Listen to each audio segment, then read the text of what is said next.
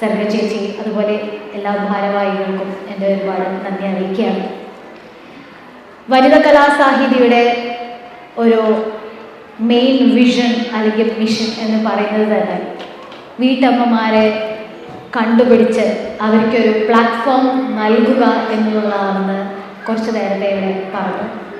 അപ്പോൾ എനിക്ക് മനസ്സിലായ ഒരു കാര്യം, പലപ്പോഴും കഴിവുകൾ ഉള്ള നല്ല സ്ത്രീകൾ അവർ പഠിക്കുന്ന കാലത്ത് യൂണിവേഴ്സിറ്റി സ്കൂളുകളിലൊക്കെ വളരെ അമേസിംഗ് ആയിട്ടുള്ള ടാലൻറ്റഡ് ആയിരുന്നു.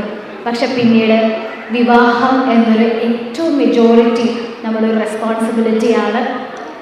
ആ ഒരു ഫേസ് ഓഫ് ലൈഫിലൂടെ കടന്നു പോകുമ്പോൾ നമ്മൾ പലപ്പോഴും നമ്മുടെ കഴിവുകളെയും നമ്മുടെ സ്കില്ലും എല്ലാം മറന്നു പോവുകയാണ്. അവിടെയാണ് ഇതുപോലെയുള്ള ഓർഗനൈസേഷനും കൂട്ടായ്മയും സ്ത്രീകളെ സപ്പോർട്ടായിട്ട് എത്തുന്നത്. നമ്മളൊരു സ്ഥാപനം നടത്തുമ്പോൾ, ഞാനൊരു CEO ആയിരുന്നത് കൊണ്ട് തന്നെ എനിക്കതറിയാം. ഒരു സ്റ്റാർട്ടപ്പ് ആണെങ്കിൽ ആ ഒരു കമ്പനിയുടെ ഓഫീസ് ബോയും നമ്മൾ തന്നെ, മാനേജിങ് ഡയറക്ടറും നമ്മൾ തന്നെ, റിക്രൂട്ട്മെൻറ്റ് HR നമ്മൾ തന്നെ, ഫിനാൻസ് നമ്മൾ തന്നെ, അങ്ങനെ ഒരു മൾട്ടി ഹാറ്റ് നമുക്ക് പലപ്പോഴും വേറെ ചെയ്യേണ്ടൊരവസ്ഥ വരും. കാരണം രണ്ടുപേരോ ഒരാളോ തുടങ്ങുന്ന ഒരു സ്ഥാപനമായിരിക്കും ഡേ 1. അതിനുശേഷമാണ് പിന്നെ പടിപടിയായി എംപ്ലോയീസിനെ നമ്മൾ റിക്രൂട്ട് ചെയ്ത് ഒരു വലിയ സ്ഥാപനമായി അതിനൊരു റവന്യൂ ഒക്കെ വരുന്നത് അല്ലേ.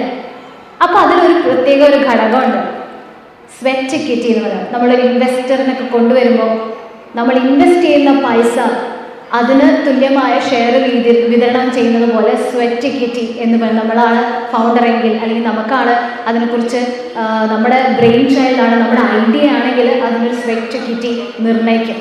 പക്ഷെ അതിനൊരു വാല്യൂ നിർണ്ണയിക്കാൻ ഭയങ്കര ബുദ്ധിമുട്ടാണ്. അതൊരു ടാഞ്ചിബിൾ അല്ല, അതായത് നമുക്ക് തൊടാനോ കാണാനോ ഒരു പൈസ ഇത്ര എന്ന് പറയാനോ ഒരു പെർസെൻറ്റേജ് അലോക്കേറ്റ് ചെയ്യാനോ ഭയങ്കര ഡിഫിക്കൽട്ടാണ്. അതുപോലെയാണ് ഒരു സ്ത്രീ ഒരു വീട്ടിലെ കാര്യങ്ങൾ നോക്കുന്നത്. ആ വീട്ടിലെ CEO ആണ്, ആ വീട്ടിലെ ഫിനാൻസ് മാനേജറാണ്, പ്രോജക്റ്റ് മാനേജറാണ്, അവിടുത്തെ റിക്രൂട്ട്മെൻറ്റ് മുതൽ എംപ്ലോയി എൻഗേജ്മെൻറ്റ് ആക്ടിവിറ്റീസ് വരെ അവരുടെ വെൽഫെയർ പോലും നോക്കുന്നത് ഈ ഒരു സ്ത്രീയാണ്. പലപ്പോഴും ബ്രെഡ് വിന്നർ കൂടിയാണ്.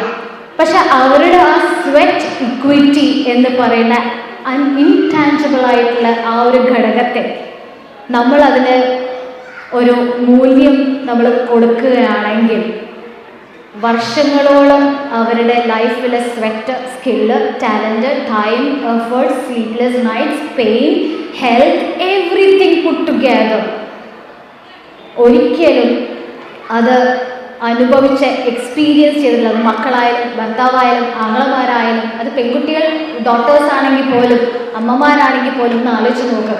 നമുക്കൊരിക്കലും അത് വീട്ടാൻ കഴിയില്ല. എൻ്റെ ഉമ്മച്ചിയുടെ മുന്നിലിരുത്തി തന്നെ പറയണം, ഉമ്മച്ചി ആലോചിക്കുന്നുണ്ടോ, എൻ്റെ മോൾ ഇങ്ങനെയൊക്കെ ചിന്തിക്കുന്നുണ്ടോ എന്ന് ആലോചിക്കുന്നുണ്ടോ? കാരണം ഇതൊന്നും ഞാൻ വീട്ടിൽ കാണിക്കാറില്ല, അത് വേറെ കഥ. എങ്കിലും അതാണ് ഒരു സത്യം. നമ്മളൊരു ക്ലാസ് റൂം എടുക്കുമ്പോൾ ഞാൻ എല്ലാ പ്രസംഗങ്ങളിലും പറയാറുണ്ട്, ഇന്ന് ഒരു വനിത, ഒരു സിസ്റ്റർഹുഡ്, വുമൺഹുഡ് കൂട്ടായ്മ ആയതുകൊണ്ട് തന്നെ ഇതും കൂടി പറയാൻ ഞാൻ ആഗ്രഹിക്കുന്നു. കാരണം ഒരു ക്ലാസ് റൂം എടുത്താൽ 60 to 70% ഇതൊരു റിയൽ ഫാക്ട് നമ്പറാണ്. 60 to 70% ഹെഡ് കൗണ്ട് എപ്പോഴും പെൺകുട്ടികൾ തന്നെയാണ്. കലാതിലകങ്ങൾ പെൺകുട്ടികളാണ്. സ്പോർട്സിൽ നമ്പർ 1 വരുന്നത് പെൺകുട്ടികളാണ്. റാങ്ക് വാങ്ങിക്കുന്നത് പെൺകുട്ടികളാണ്. ക്രിയേറ്റീവ് പ്രൊജക്ട്സ് കൊണ്ടുവരുന്നത് പെൺകുട്ടികളാണ്. പക്ഷേ ഒരു ടയർ 1 ഫോർച്യൂൺ 500 കമ്പനിയിൽ പോയി നോക്കുക, ഏതെങ്കിലും ഒരു ലോക്കൽ ഓഫീസുകളിൽ പോയി നോക്കുക, എത്ര പെൺകുട്ടികൾ നിങ്ങൾ അവിടെ വർക്ക് ഫോഴ്സ് കാണുന്നത്?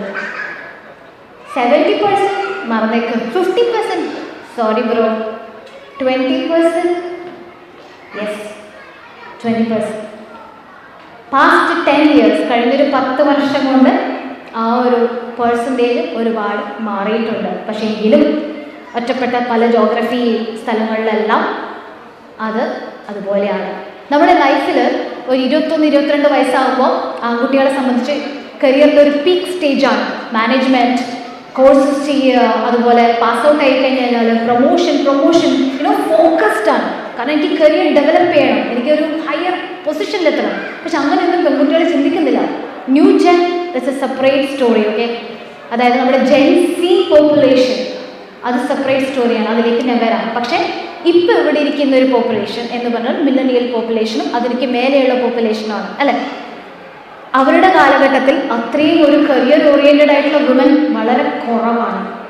എന്ന് പറഞ്ഞാൽ അവരുടെ മൈൽ സ്റ്റോൺ അച്ചീവ്മെന്റ് എന്ന് പറയുന്ന വിവാഹം മാത്രമാണ്. അതിനുശേഷം ഒരു 360 ഡിഗ്രി ഭൂമി സൂര്യനെ ചുറ്റുന്നത് പോലെ, അല്ലെങ്കിൽ ചന്ദ്രൻ ഭൂമിയെ ചുറ്റുന്നത് പോലെ, ആ ഒരു ഇട്ടാവട്ടം സർക്കിളിനുള്ളിൽ നമ്മൾ ചുറ്റിക്കൊണ്ടിരിക്കുകയാണ്.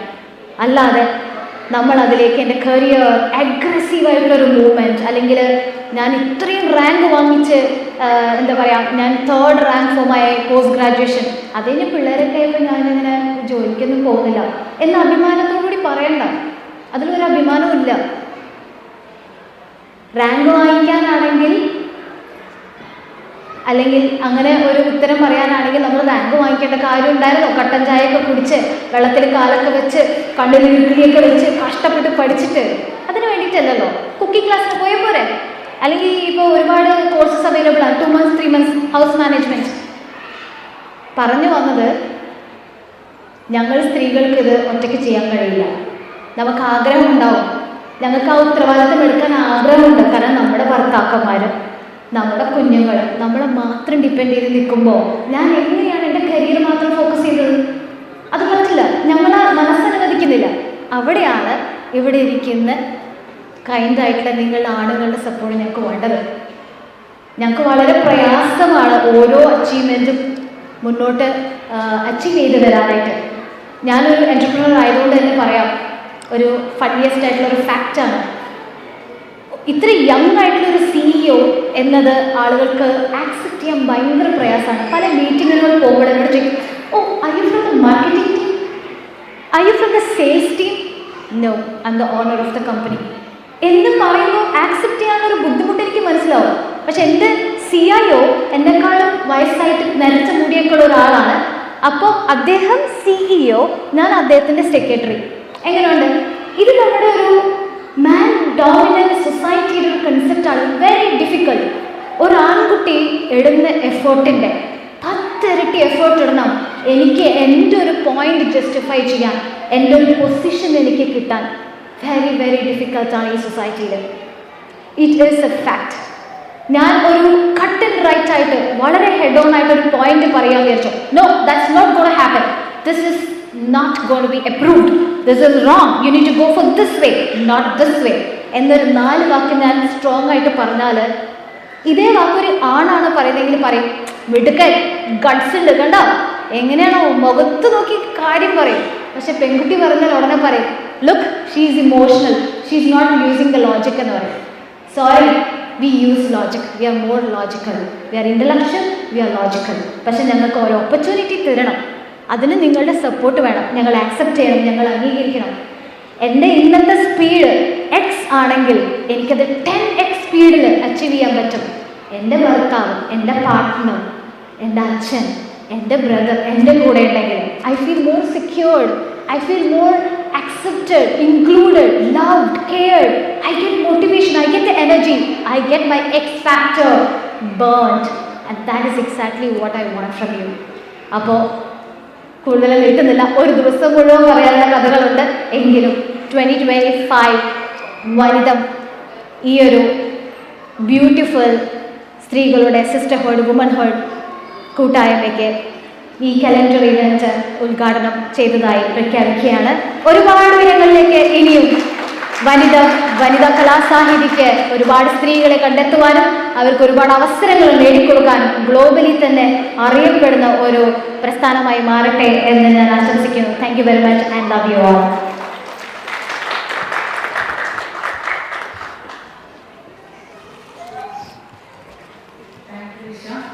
അടുത്തതായി ആശംസാ പ്രസംഗത്തിനായി